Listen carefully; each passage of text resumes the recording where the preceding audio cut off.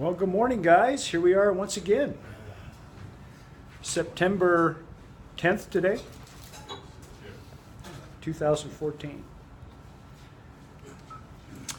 Yeah, we're continuing our journey this morning, one man's journey of Jacob.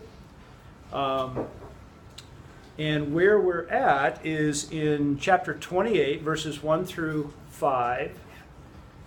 And we've had the occasion over the last two times to hear parts of your journey. We're going to continue that this morning and then wrap up.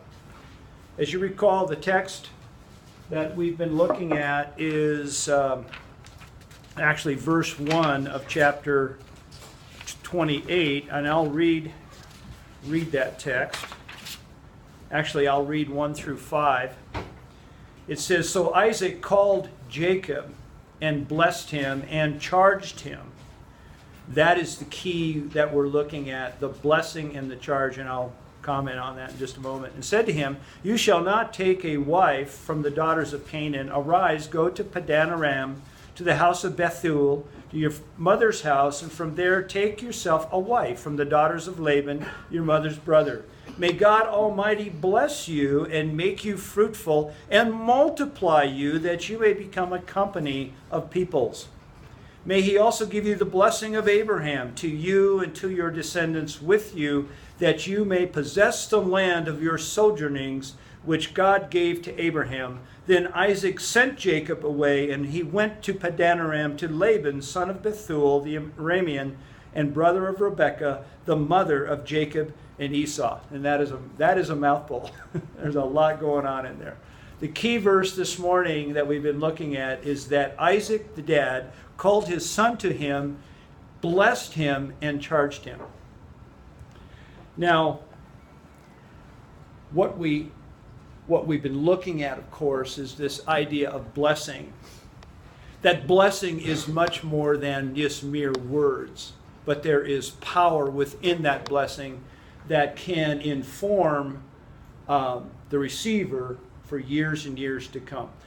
Conversely, just like conversely, a curse has power that can inform the receiver for years and years to come. The blessing, of course, is the life-giving.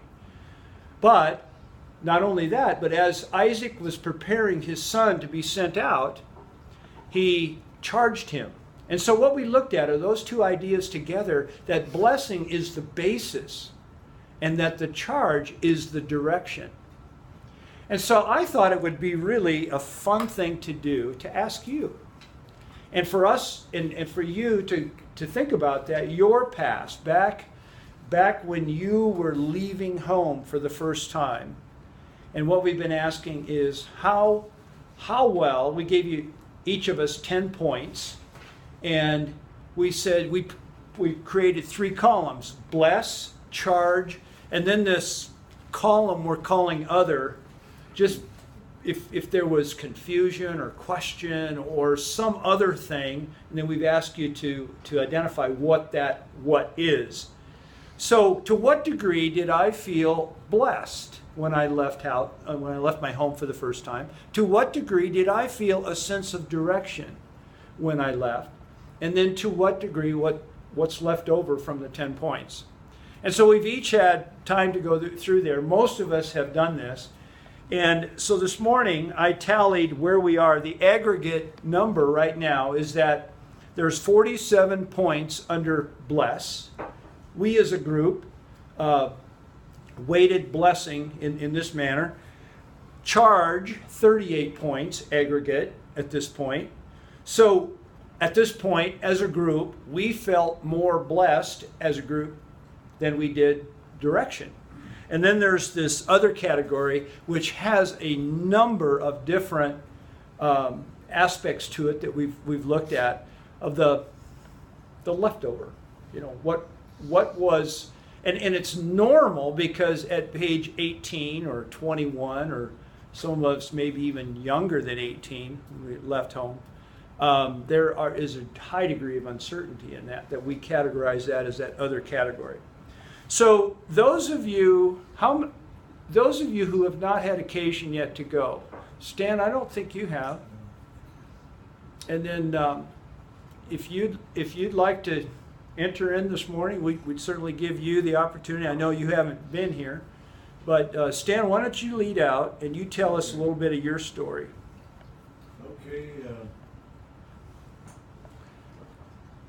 I grew up in northern Illinois, and we had come out here to Rocky Mountain National Park and liked the mountains very much. And so after the war, when we could get gas, we came out in 1946 on vacation and went down and looked at the CU campus and fell in love with it. I could see why. Older, and I wore my CU shirt today. Yeah. CU won. They beat Massachusetts. Whoever heard of Massachusetts playing football? They barely made it. Massachusetts plays Amherst this Saturday. Is that right? Amherst and all women's school. Let's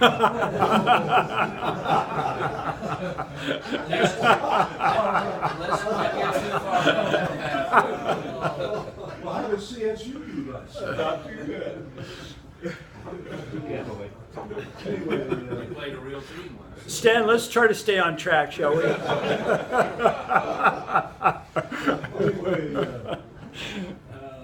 I graduated in '47 and applied to CU. It's the one school I applied to. They accepted me, came out, and my memory, I had a great relationship with my father. Really close. Lucky guy for me. But I got a lot of encouragement from my folks, and my grandparents actually drove me out here and got me started at CU. So I figured a good six points on the blessing from my family, from my dad in particular. And that's so long ago, I can't honestly remember a specific charge other than to behave yourself and good luck and Godspeed. Right when you find work, right?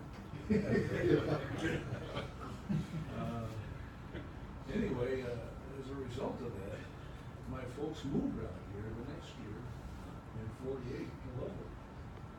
And because they love the mountains also and wanted to be out west. So that, and I had some influence on that, I suspect. So I can't honestly remember a specific charge, and so I guess I just say a couple of points there and a couple of points on the other. Is it okay if I do my math here and give you 2 here? Yeah, 2. 6, 2, and 2. Okay. How's that? Yeah. All right, good. Again, all righty. Go ahead, Charlie. I haven't done mine. Yeah. I was born at an early age in Loveland, Colorado. But,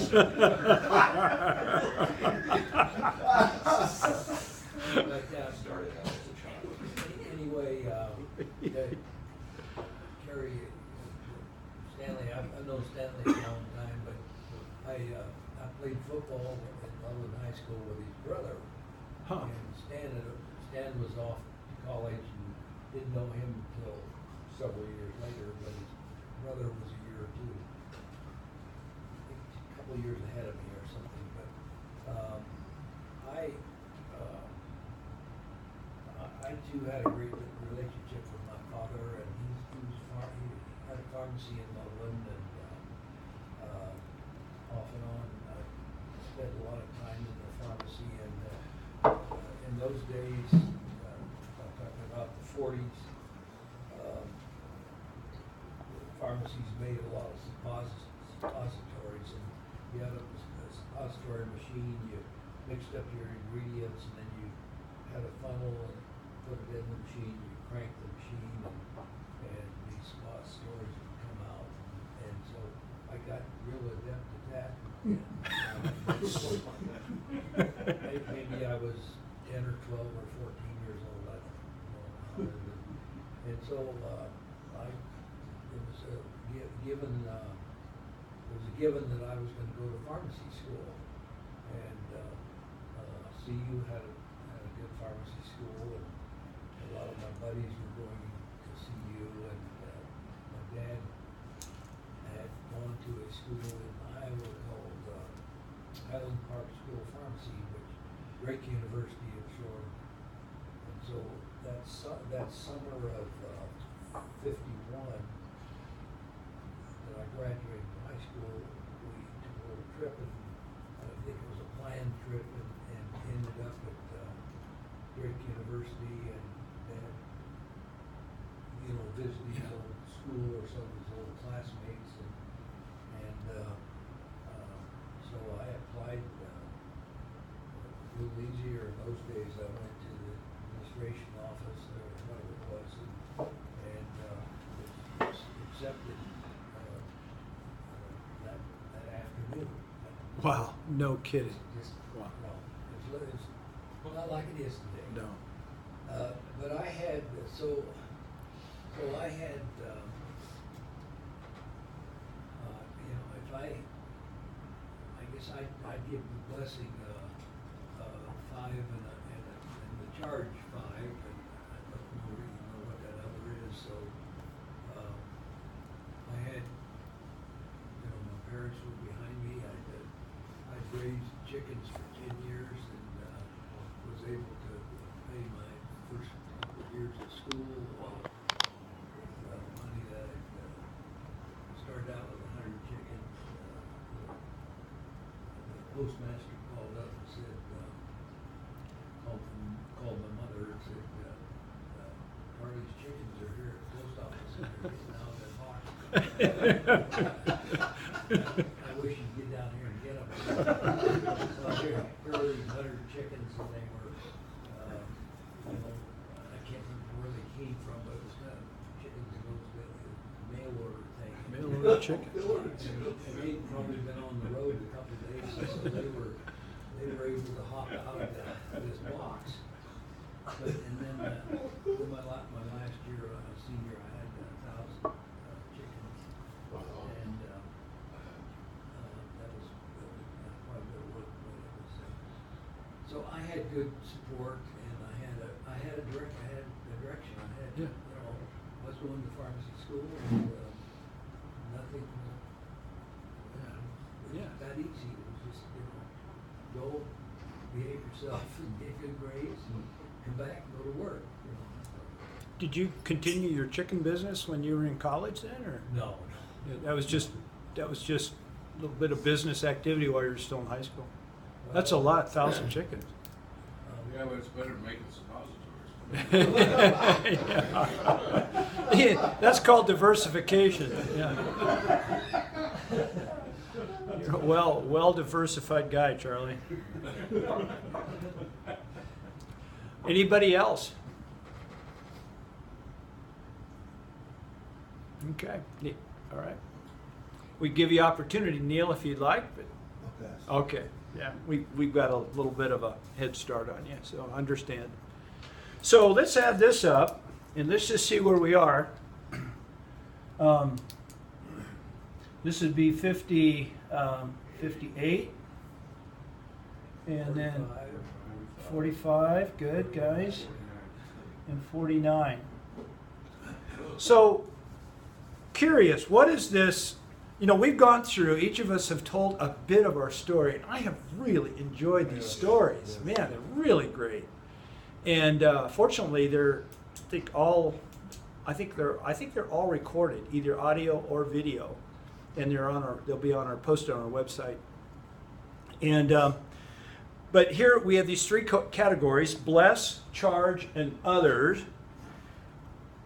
Obviously, we as a group feel that in our upbringing as a group, there was a high degree of blessing, that we had a basis, that our homes were such that we felt a solid foundation at that point when we left home, that as a group.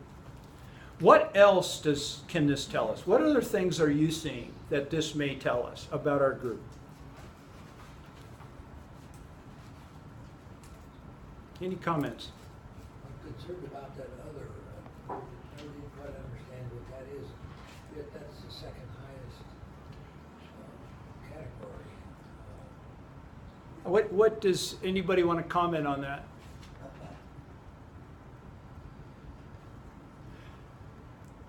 I would label, go ahead, Stan. I would say that the other, here was what was in my head, is that I was thinking, okay, I'll give the guys two choices, blessing and charge, 10 points. Well, life isn't that clean. There's got to be some degree of something, and especially at that age when we left home, I was thinking of the word uncertainty. And so there had to be some question in our head. And so that's, Charlie, why I put that other. And then I thought it would be interesting, rather than just other, have us explain a little bit why we weighted a degree of points in that category. Because it's not always uncertainty. There could have been other things. And there were other things. So blessing, yes.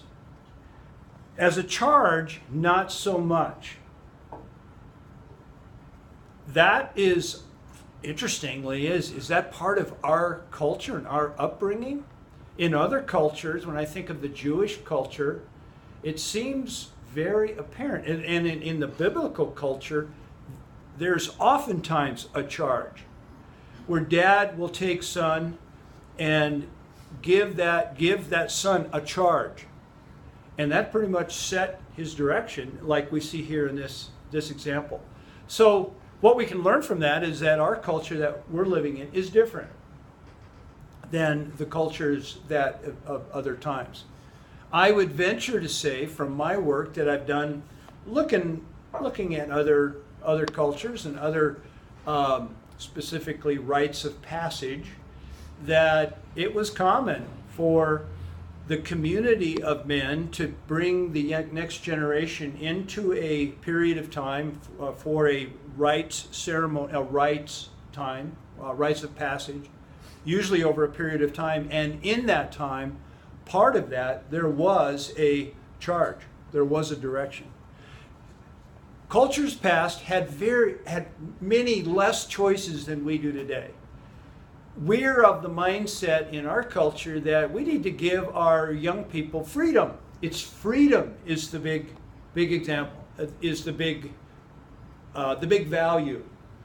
I think of just the fact of how we shop for groceries here in the Western world. You go down the cereal aisle and there's a whole section of all these various cereals, and many of them are the same. They just have a different packaging.